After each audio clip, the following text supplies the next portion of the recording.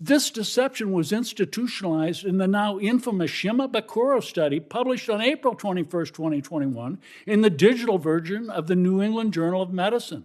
21 authors claimed the miscarriage rate was 12.6%, but the raw data revealed an 82% miscarriage rate in women vaccinated during the first trimester. This figure mirrors the effects of chemical abortion drugs such as RU-486. Also, in the same journal edition, on the same day, an op-ed appeared by CDC Director Rochelle Walensky and journal editor-in-chief Eric Rubin. These publications were riddled with conflicts of interest and deliberate misrepresentations intended to coerce pregnant women into taking vaccines. Subsequent studies have also claimed that COVID-19 vaccines are safe and effective during pregnancy and have been rebuked by respected researchers.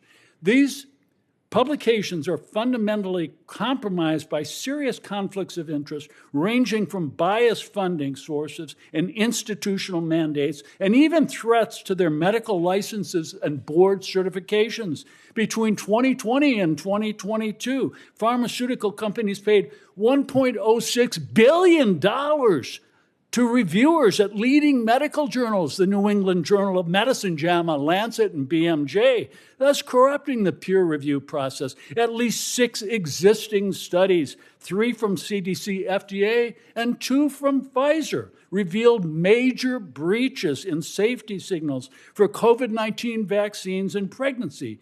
These findings were ignored.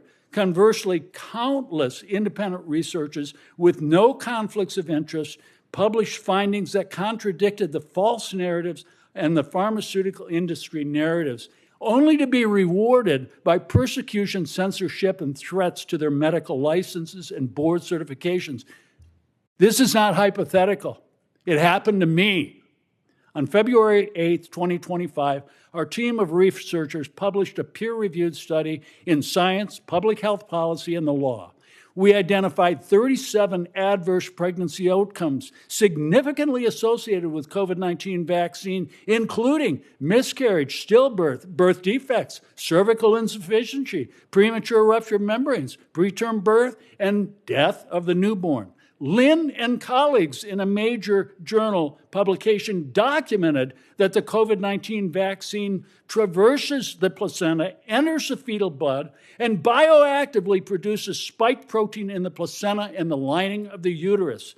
Recently, animal studies revealed the mRNA COVID vaccine causes the destruction of 60% of the ovarian reserve in rats. This catastrophic public health failure was financed with taxpayer dollars and channeled through federal agencies to medical gatekeepers such as the American College of Obstetricians and Gynecologists, ACOG, the American Board of Obstetrics and Gynecology, ABOG, and the Society for Maternal Fetal Medicine, SMFM. These organizations have abandoned their ethics and responsibilities to physicians and patients and must be held accountable. I urge the government to immediately halt all funding to these entities and to end every promotional campaign that coerces or recommends experimental mRNA therapies to pregnant women. This must stop now. Thank you.